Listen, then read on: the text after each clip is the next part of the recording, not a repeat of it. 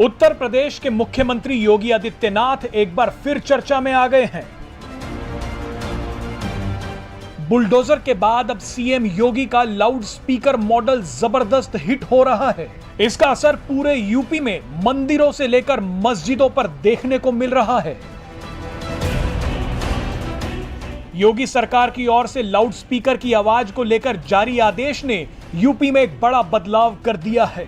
स्थिति यह है कि योगी आदित्यनाथ के निर्देश के बाद पूरे उत्तर प्रदेश में मंदिरों से लेकर मस्जिदों तक लाउड स्पीकर को लेकर ताबड़तोड़ एक्शन चल रहा है।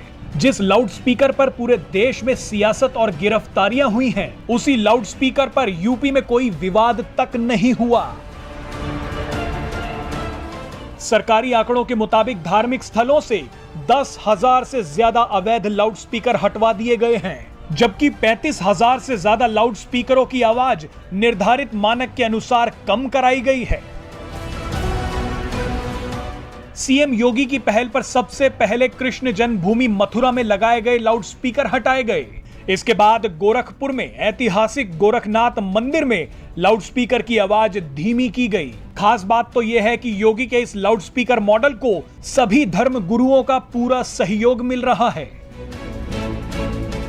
आपको याद दिला दें कि दंगाइयों, माफियाओं और भ्रष्टाचारियों के खिलाफ पहले ही योगी का बुलडोजर गरज रहा था। पूरे देश में कई जगह सरकारें सीएम योगी का बुलडोजर मॉडल अपना रही थी।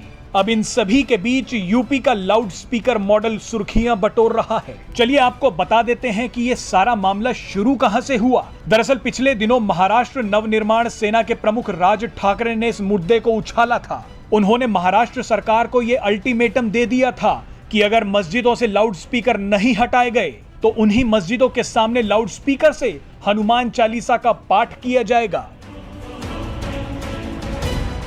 राज ठाकरे के इस ऐलान की आंच दूसरे राज्यों तक भी पहुंच गई। कई शहरों में हनुमान चालीसा के पाठ होने लगे। इस मामले में खूब सियासत होने लगी।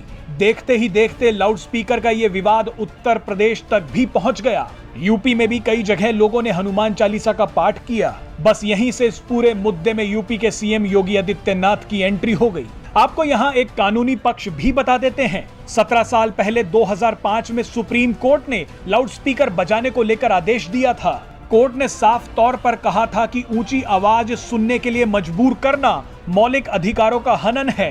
कोर्ट ने उस दौरान कहा था कि किसी को भी इतना शोर करने का अधिकार नहीं है कि पड़ोसियों और दूसरे लोगों को परेशानी हो।